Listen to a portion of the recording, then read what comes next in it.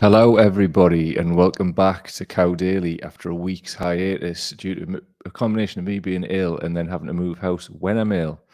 But here we are in Spartan quarters, as you can see. But we've got a bit of continuity there. We've got not just me; we've got the picture. So, yeah, we're going to be here for a short time and then on to a more stable accommodation. Basically, because the house that we were in was just making me ill. It was very damp, and it just sometimes just have to get yourself away, don't you? So that's what we did, and here we are again. I'm absolutely done in and knackered, as you can imagine. House moves are never good, but here we are. One of the reasons why I'm doing this slightly early, I see he's coming into the live stream now. It's not its regular time of 12 o'clock today. Is I'm just trying to get the lay of the land, and I've got a border collie here champing at the bit to go and explore the general area and get his walks in.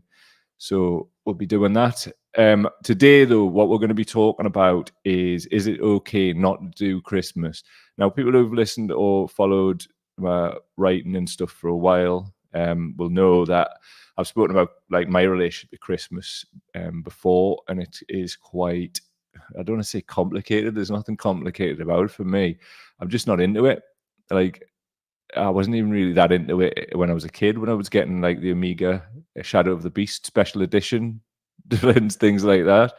I just it for me it's got a lot more connotations than it maybe has for other people, and I will explore some of that through this bit.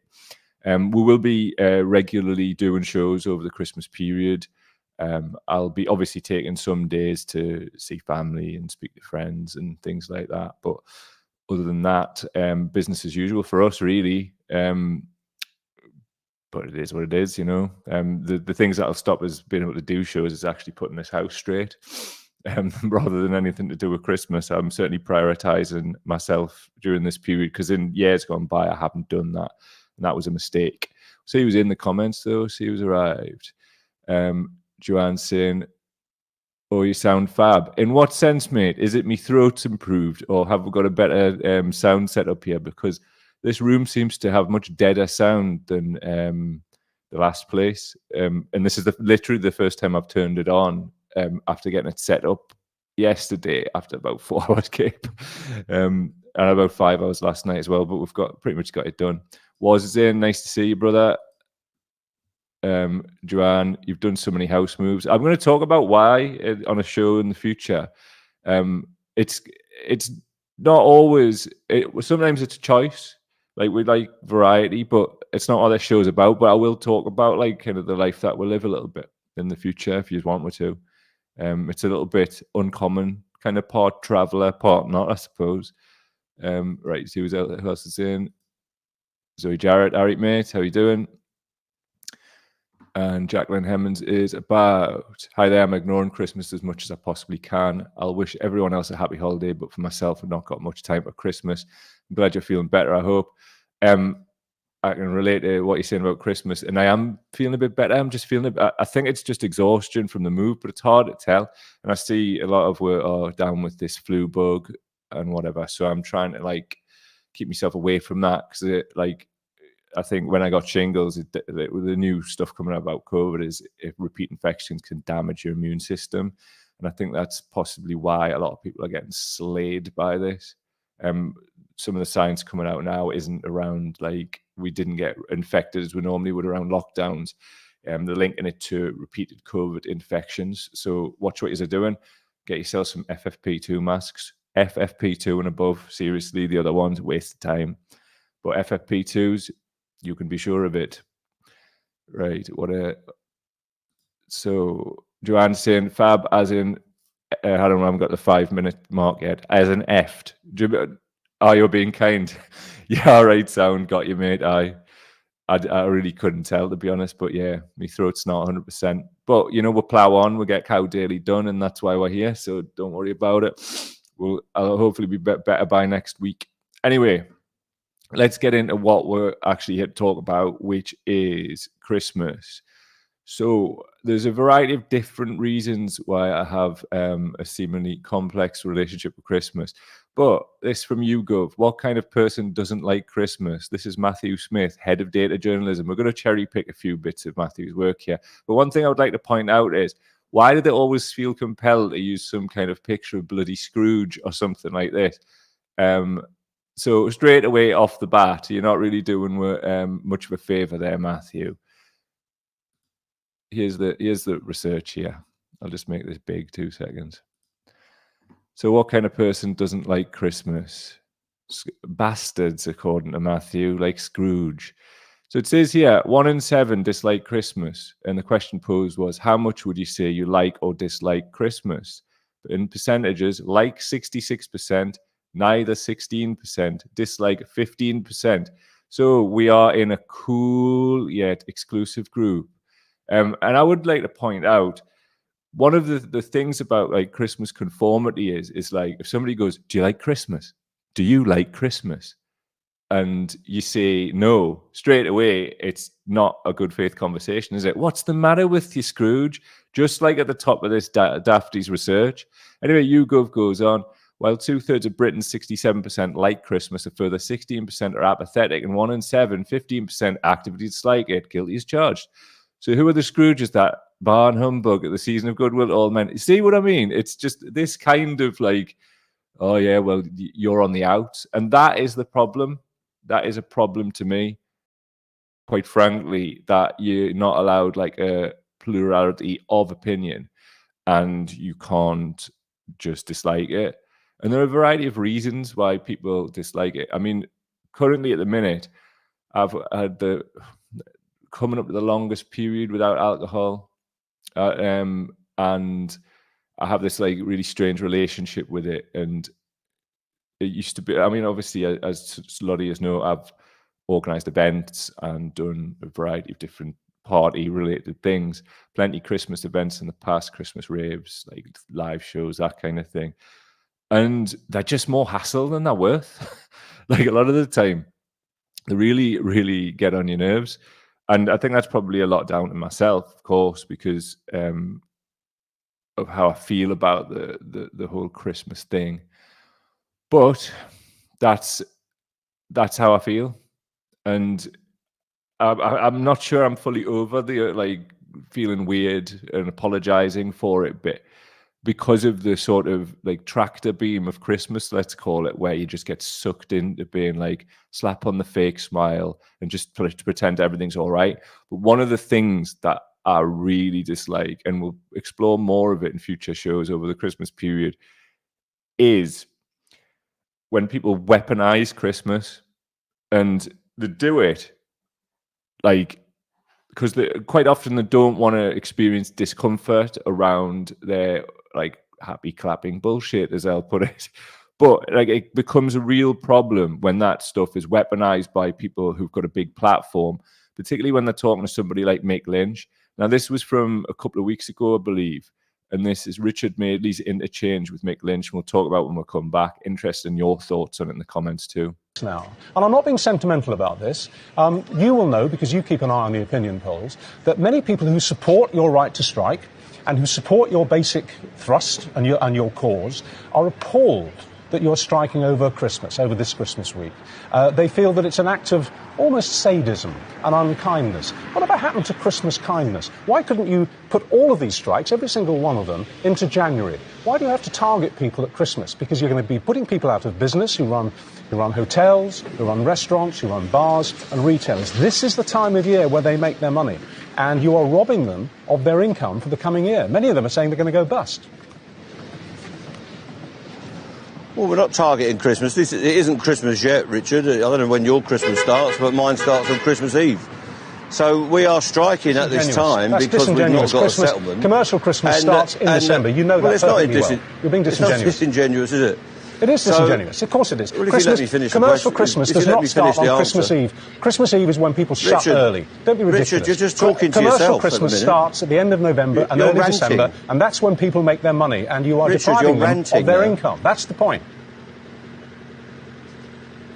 Right. Have you finished then? Well, will you answer the question, Mr. Lynch? And then I'll shut up. Well, I have answered the question. So, well, okay, if you give me a minute, I will. No, you said that Christmas started on Christmas Eve, and that's nonsense. I won't let you get away with nonsense. Well, Christmas does not start on Christmas Eve. Richard. So let's just be clear. It starts in early December, and that's what we're talking about. Do you want to Richard, why don't you just interview yourself if you want to Cheap talk point, to me Mr. like Lynch. Cheap point, Mr. Lynch. He's got some neck, and he cheap point invoking the spirit of Christmas as to why people shouldn't be striking. Is he wanting everybody's child who works who's unionized by the RMC to be like Tiny Tim? The problem that we've got here is like those families are going to be going into Christmas and they're scared to put the heating on, and they're scared to they don't know how much they've got to spend on food. Never mind the extra stress about presents and just about like all of the bump that goes around with it. And the fact that Madeley is just 2 seconds, I've moved, right? And I think my audio is skipping a little bit.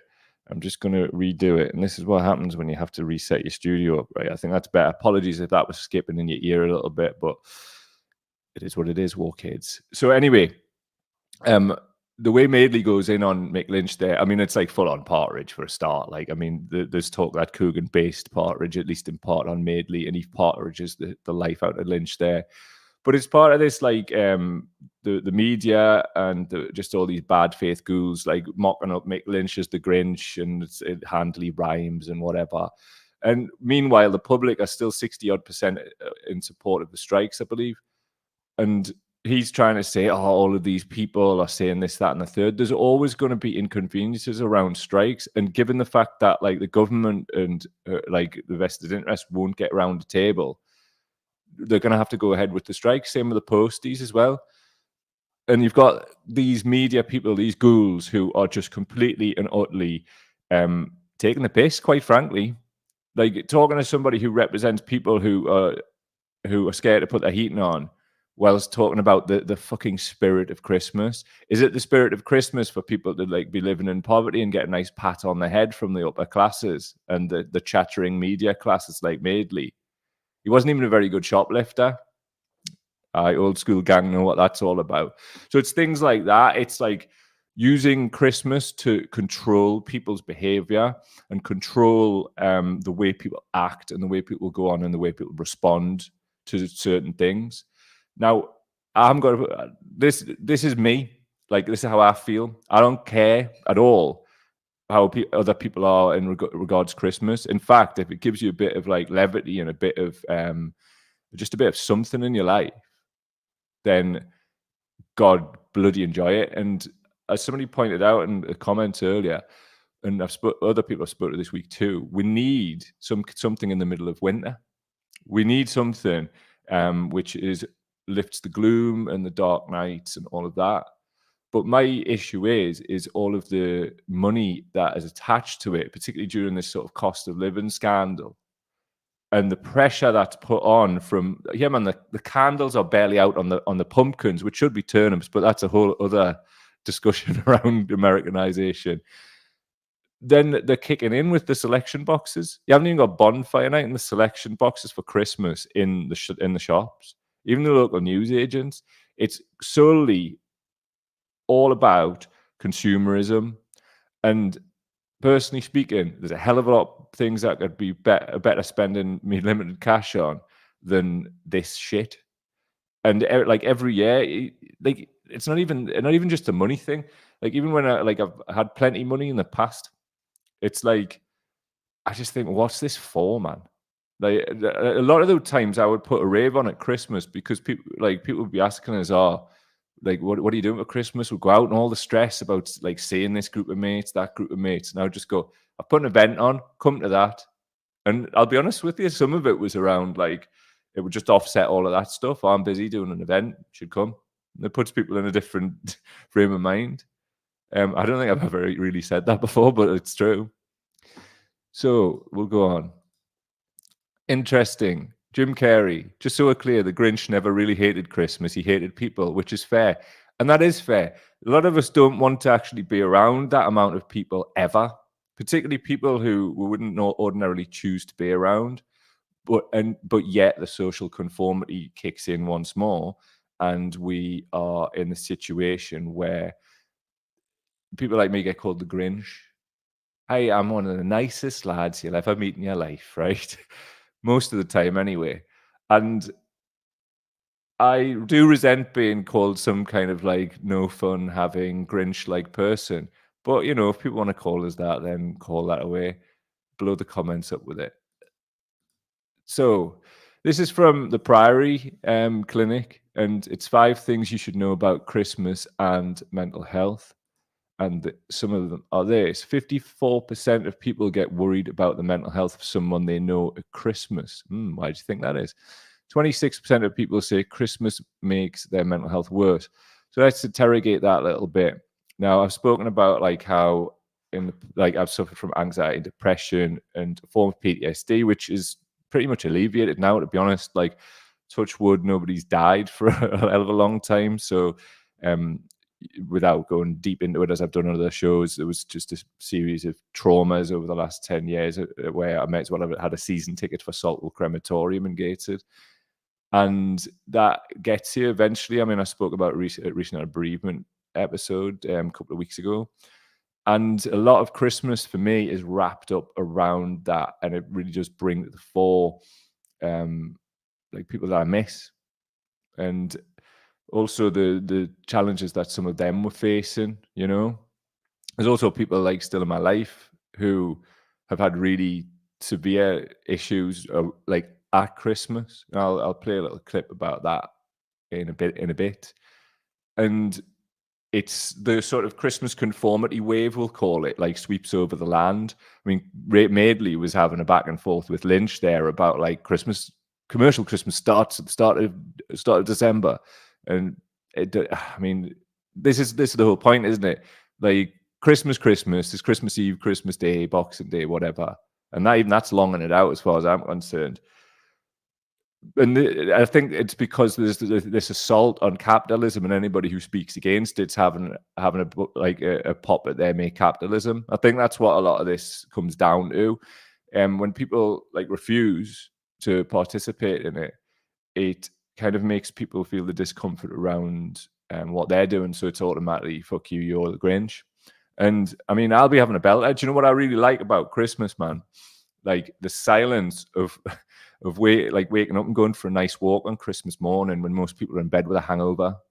Like, I'm a massive fan of that. Same as New Year's morning. As soon as the sun comes up, it's become a tradition for me. Clear head and going for a walk, because just nobody's around, and you've got the world to yourself, and you can enjoy like some really nice places and just nice feelings. And for me, it sets the tone for the rest of the year to do things like that. And I just quietly get on with it. I don't bother anybody, but you know, you still get people who, like, even now, like, what you do for Christmas? Why do you ask?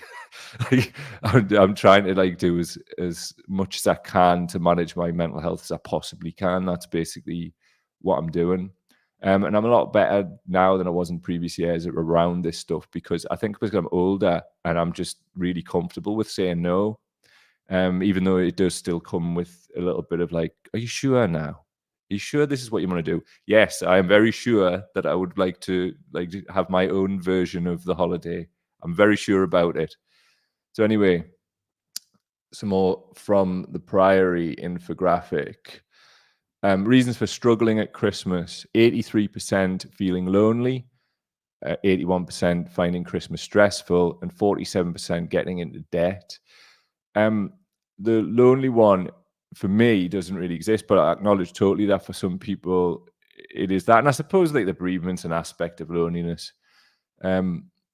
But it's not really that. I actually actively want to be on my own.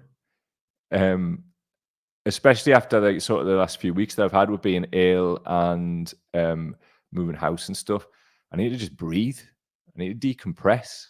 I need to like do the opposite of what the expectations of Christmas are at, and I need to do that so I can go forward into 2023 well. Because obviously, you know, if you followed us for a while, you'll know that I got the shingles viral thing on January the 1st, and I just thought it was the worst hangover ever, and it lasted a year. Some hangover, eh? So I've got the wibs going into that, because I've had so much like opportunity to achieve the things I want to achieve in my life taken away from us over the last few years. So I was getting anxiety around Christmas and how that might affect the schedule and the things that I want to do. I think now, even as a 45-year-old man, I still worry about social conformity, even if it's on a subconscious level. Whereas now, I'm similarly much more equipped to be able to deal with the backdraft of saying no. I'll be saying no to alcohol too, where I go, and that's new to us. But there's really good reasons for that. You know, a lot of the trauma that I've experienced in my life, and the loss, somewhere along the line, drugs and alcohol has been a factor.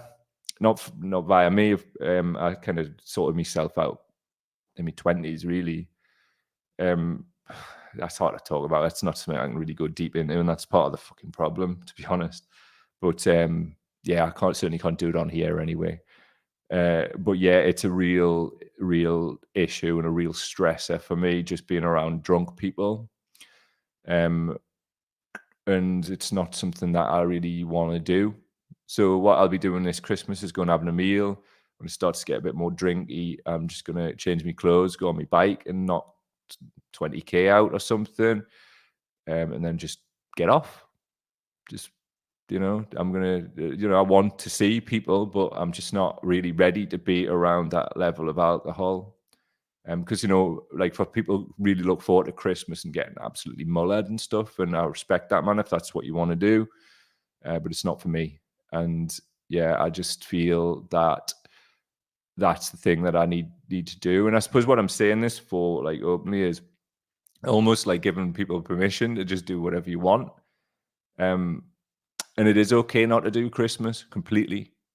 It's other people's problem if they have a problem with you not fitting in. Because, we're all different in the world, man. I know I'm certainly different. I've been called a weirdo enough times, and I embrace that. I am. I get it. I understand. I'm not what you would call normal, but that's all right, man. I'm happy with who I am. So I'm just kind of working it all out at the minute. I think, like, seeing how alcohol's affected people that I love, and it's really hollowed me out, abstaining from alcohol as a result of that. And I realize how much of how much that, like, informs the social lubricant side of it, and also how much that, like, sort of it almost glosses over the top of, like, social anxiety. And I realized that I'd experienced that, and probably still do to an extent, like, all my life. So I'm kind of, because I'm doing this life now, I'm, like, in that transition period. I'm saying this is the second half of my life, where I don't drink. At least for now. I mean, I don't know. I might have the odd one here and there, but at the minute, I'm happy just not to. Things might change. It might not change. I suppose, like, a lot of this whole Christmas shit is around that. And I realized as well, I was talking to a counselor, that one New Year, I wouldn't say I got into a fight. I just got beaten to fuck, broken cheekbone and all that. And that was like, during the time where there was, like, people being lost and dying, and we explored a lot of it. And I couldn't deal with the trauma of getting beaten to shit. It would be basically what happened. I came around the corner, one of my mates was getting beaten to death, basically, and I jumped in and I got a battering too. And it wasn't great. It wasn't a nice time. But soon after that, one of my friends died, and then it just kept getting worse that year. So as I say, I explored and nailed that down with the counsellor, and a lot of it was to do with, like, not being able to deal with that because there was too much other stuff to deal with. And I think where I'm at now is understanding the last decade has been full of those traumas, and I need to hollow myself out and get stuff out of the way that ordinarily may have been used as a crutch or an ability to talk to people in social situations.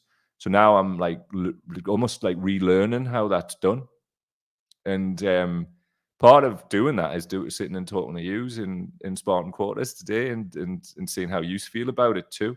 And I understand, like, from I put a post out earlier on my Facebook page, and there's just so many of you who feel the same way. So it made me feel less alone. So cheers for those responses there. Take some comments though, see what people are saying. Right. Lawrence Green saying, normal people scare me. Yeah, tell me about it.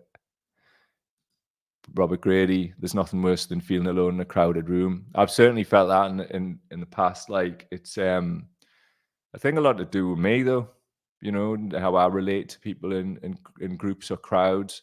And as I say, drink was always a bit of a crutch for that, and I've just removed it now. Michael Dines is in the house. Nice to see you, brother. You are normal. The majority of people on the planet do not do Christmas. Most of them have not even heard of it. It's a great point, that actually, isn't it? Right. Let's see what else. Jacqueline is saying, I can't always talk to people, and sometimes it puts you under a lot of pressure. Totally, man. Like, that's the pressure that I've definitely felt, like, really savagely in previous years. And I still do to an extent, because this Christmas wave of conformity is very, very real. It's a very real thing. And as you can see with the way Hugo presented their stuff with Scrooge and whatever, you're not really going to be taken seriously. You know what I mean? Simple as that. B62 Boom On, totally with you on not wanting to be around drunk people. It's a lot, man. I realized, like, I was that drunk person in the past, you know, like, just slavery just in people's faces, and I just can't be arsed with it, man. Like, and also it can bring out a really vile side in people too, particularly when you're not drinking, particularly if they're going through maybe what we were going through 5, 6, 7 years ago, and it brings it into full focus there. It brings, like, what they're doing into full focus. And don't get us wrong, not everybody's alkies. Like, some people can have a drink or not have a drink, whatever. Like, I really don't give a shit whatever other people choose to put in their mouths or don't. I don't care. But what I do want is the respect of my own decision. And sometimes people, when they've had a drink, they're not really known for that tact. And also when people talk to me like that, I'm not really known for mine, drunk or not. So, yeah. Anyway, if you would like to support our work at Christmas, please go to patreon.com/cowdaily. That's patreon.com/cowdaily. If you want to make a one-off contribution to our work, links are in the description for PayPal. It would be very much appreciated, of course, and helping us build and make this sustainable going into 2023. Thank you very much. Just on Patreon as well, obviously I've moved. Over the next few days, I'll be uploading Cowflix for your Christmas viewing needs, and hopefully we'll be able to get some kind of watch party thing on the go. Yeah, just the entire back catalogue that I recorded when I was ill for so long is going up on Patreon, and I hope you enjoy it, because I'm really proud of that body of work, particularly given when I made it, like, it was so hard to do with post-viral fatigue, also just the back end of the shingles, COVID, whatever it was. I watched them now and I realized how wrecked I was, but also I realized how much I turned it on to get that hour done, or that half an hour done with a guest, and then how much impact it had. And also the blessing that I feel now that I don't actually have that now. Like, I can make this and I can go about my day. I'm going to go and walk my dog 5K. I'm not getting those exhaustion rebounds. I'm exhausted about things that are actually happening in life. Yeah. So thank you to everybody who's been contributing. We've got the patrons coming up here. The new ones will be going up on there also soon, now that I'm back in the house, or in a house. So yeah, I'm just looking forward to getting some work done. And what else I'll be doing over Christmas is I need to redo the website, all of these jobs that I've not been able to do because I didn't want to overstress myself when I've had this staggered return back. I'm just really looking forward to doing that. So yeah, just know that I'll be getting all that stuff off. And also the theme for 2023 with the cow is this: out of darkness comes light. So watch out for what that means. And please do put your notifications on.